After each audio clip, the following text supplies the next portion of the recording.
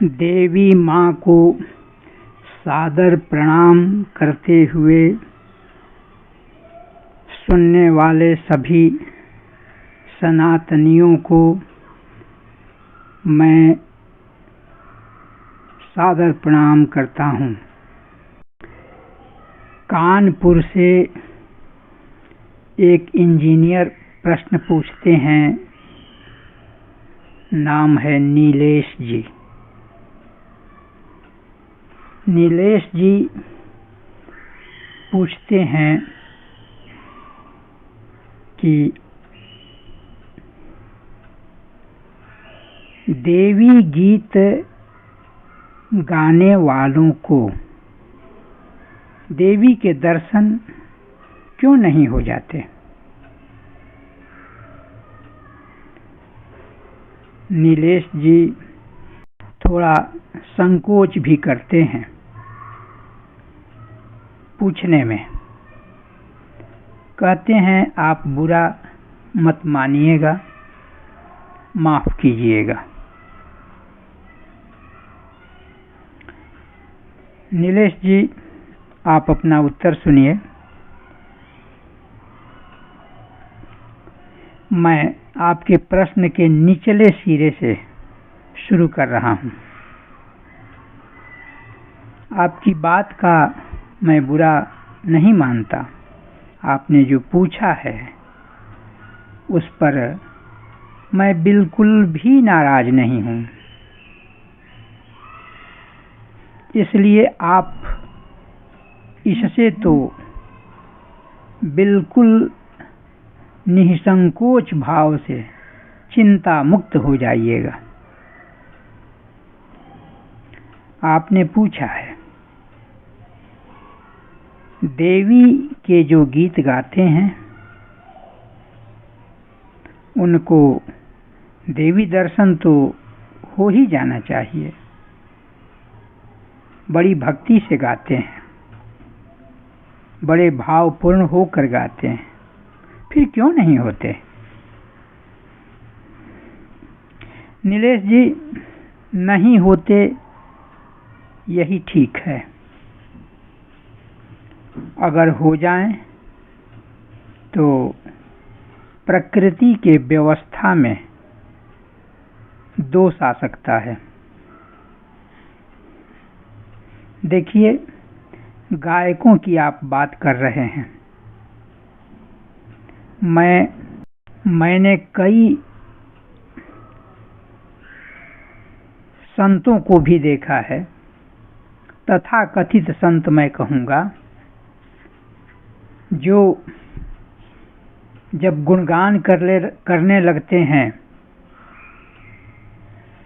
तो आँख से आंसू बहाते हैं, रुमाल से बार बार आँख पोंछते हैं और कईयों को नचाते भी हैं, ताल सुर पर नचाते भी हैं। अब बताइए इससे बड़ी भक्ति क्या हो सकती है। तो आपके अनुसार तो इन्हें प्रभु का दर्शन या देवी दर्शन तो हो जाना चाहिए, जो होता नहीं है। इसके दूसरे पक्ष की ओर भी जरा देख लीजिए। जो लोग भक्त बन करके, साधु बन करके, गायक बन करके देवी गीत गाते हैं, आप देखेंगे कि वे ही अश्लील गीत भी गाते हैं। हालांकि अश्लील गीतों के लिए मैं संतों को नहीं कहूँगा, क्योंकि वो नहीं गाते। वो समझते हैं कि हम गाएंगे तो हमारी बदनामी होगी। भले मन में हो कि अश्लील गीतों को छुप करके सुना जाए, लेकिन जो गायक हैं वो तो कभी देवी गीत में मस्त हो जाते हैं, अब कभी अश्लील गीत में, और सच पूछिए तो वे पूछते भी हैं श्रोतागणों से कि क्या चाहिए, वो चाहिए कि ये चाहिए। अब जो श्रोता मांग करते हैं देते हैं। जो मानसिकता भावुक बना देती है, अब वो मानसिकता या तो वो क्षणिक है, तभी फिर जो है वह वासना पैदा करने वाली गीतें गाते हैं लोग। नहीं तो अगर वो मानसिकता एक जैसी रहे तो फिर उस कंठ से सिर्फ देवी गीत, सिर्फ भक्ति भावना ही निकलेगी। लेकिन ऐसा देखा नहीं जाता है। शायद ऐसा कोई गायक मिले जो निरंतर देवी भक्ति में गीत गाता हो और मस्त रहता हो। हम देखते हैं कि वे ऐसा करते भी इसलिए हैं कि ऐसा करने से उनको पैसे मिलेंगे, और वो भक्ति के लिए गीत नहीं गाते, वो तो पैसे के लिए गीत गाते हैं। और देवी भक्त को पैसा नहीं, देवी की भक्ति चाहिए। भला बताइए, देवी दर्शन कहाँ संभव है? ये नाटक करने से देवी दर्शन थोड़े होता है। रोना भी दो तरह का, असली और नकली। जो गीत गाते हैं, जो भक्ति के गीत गाते हैं, वो जब ताल सुर की संगति होती है गीत के साथ तो आंख पोंछना शुरू हो जाता है, और बस वही नाटकीयता शुरू हो जाती है जैसे फिल्मी वाले करते हैं, फिल्मी दुनिया वाले।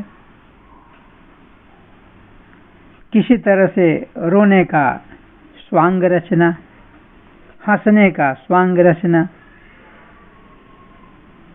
बस रावण का रोल मिला है तो ठहाका लगा करके, अट्टहास करके खूब हंसना। ये थोड़े है कि वो रावण बन गए, लेकिन पहले से बताया गया है कि अट्टहास लगा करके हंसना है रावण की तरफ, और राम बनना है तो राम की तरह व्यवहार करना है। लेकिन करना है, वो नाटक है, नाटकीयता उसमें है। लेकिन भक्त कभी नाटक नहीं करता। भक्त तो भक्त होता है, वो तो दिन रात अपने इष्ट के चिंतन में रहता है, वो तो सच्ची निष्ठा रखता है, उसकी डोर तो अपने इष्ट से लगी हुई होती है। फिर दर्शन कैसे हो जाएंगे? नहीं हो पाएंगे। मैं कई संतों को भी जानता हूं जो कथा वाचन के समय भावुकता दिखलाते थे और आज वो जेल में है। तो ऐसे नहीं होता। भगवान कहा जाता है, भगवान भक्त के रखवाले होते हैं। देवी माँ अपने बेटे की चारों ओर से रक्षा करती है। फिर उसका बेटा पैसे के लिए उसकी गीत नहीं गाएगा। बिहार में थावे जगह है जहाँ कोई रहसु भगत हुए हैं। सुना है मैंने कि रहसु भगत पर आपत्ति जब आई तो स्वयं देवी वहां आ गई और आकर के जो बाध्य किया था उनको बुलाने के लिए तत्कालीन राजा, वहां का स्थानीय राजा, वह मृत्यु को भी प्राप्त हुआ, उसका राज्य विध्वंस हो गया। तो यह हमेशा से होता आया है, आज भी हो सकता है। माँ अपने बेटे के लिए क्या कुछ नहीं कर सकती है, सब कुछ कर सकती है, लेकिन वो माँ तो समझे।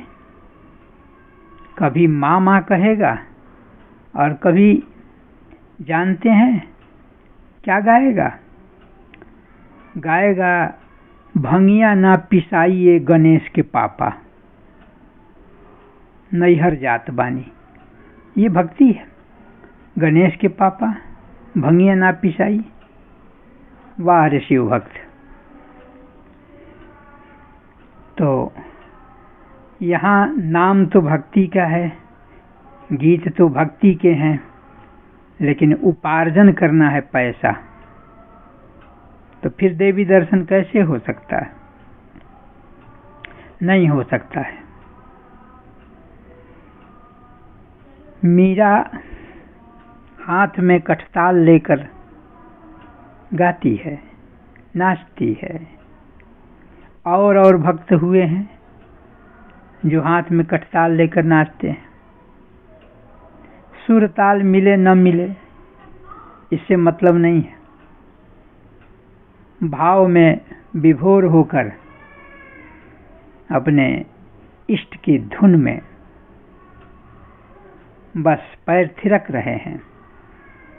वो तार और सुर में है कि नहीं, इसकी चिंता उन्हें नहीं है।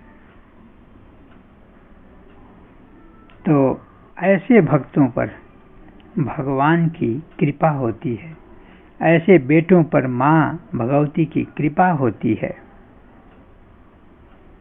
इसलिए आप ये समझ लें कि कृपा नहीं हो रही है, यही ठीक है, नहीं तो प्राकृतिक व्यवस्था बिगड़ जाएगी।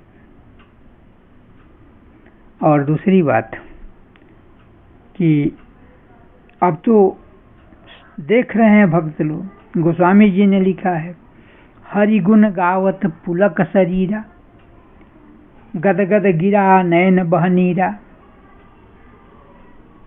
आंख से आंसू बहना चाहिए, पुलक शरीर होना चाहिए और वाणी गदगद होनी चाहिए। अब तो इसको ले आना है ना, यही तो नाटक है ना। अब जैसे भी उसको ले आना है, लेकिन भक्त के लिए ले आना नहीं पड़ता, भक्त के भीतर से ये धारा बहने लगती है। और यह हर युग के लिए है। कलयुग में तो अब समझ लीजिए, इस युग में इस जहाँ की विधर्मी लोग तांडव किए जा रहे हैं, आजकल तो और तांडव चल रहा है विधर्मियों का, नास्तिकों का, और राजनीति तो और भक्ति को बिगाड़ दे रही है। तो यह भक्ति व्यर्थ की है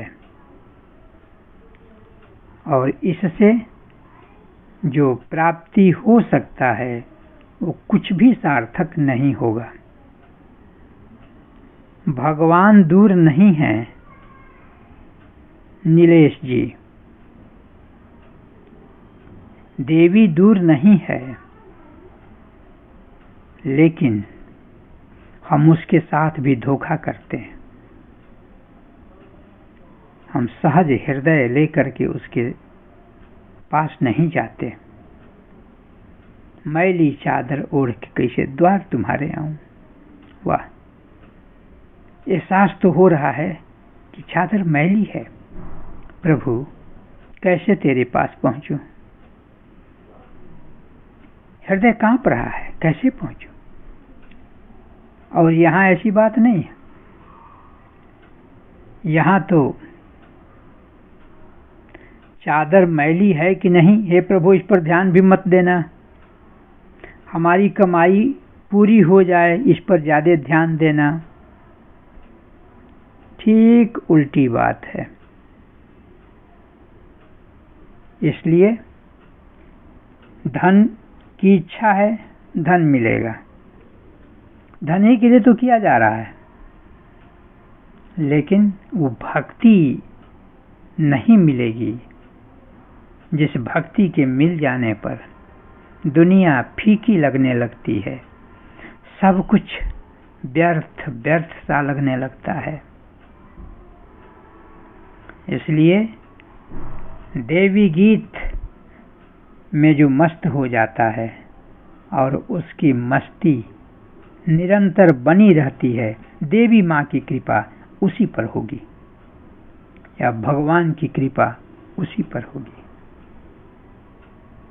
अब आप मेरी बात को समझ गए होंगे कि देवी के जो गीत गाने वाले हैं उनको देवी दर्शक क्यों नहीं होते, इसका क्या कारण है। मैंने आपको अपने विचार रखे और मैं आप पर नाराज क्यों होऊंगा। हाँ, इतना जरूर कहूँगा कि अगर मेरे उत्तर से थोड़ा भी आपको संतुष्टि मिले तो मानवता के नाते और एक मानवीय सेवा के नाते इस चैनल को सब्सक्राइब कर दीजिएगा, लाइक शेयर कीजिएगा। और यह भी एक पुण्य का, धर्म का कार्य है, ऐसा समझकर विनीत भाव से इसे आगे बढ़ाइएगा। तो जहाँ तक मैं समझ रहा हूँ कि मेरे संकेतों को आप समझ चुके होंगे। अंत में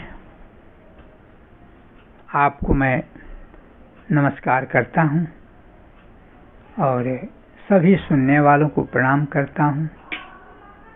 इतना समय आप सुनने के लिए दिए, आप सबको बहुत बहुत धन्यवाद।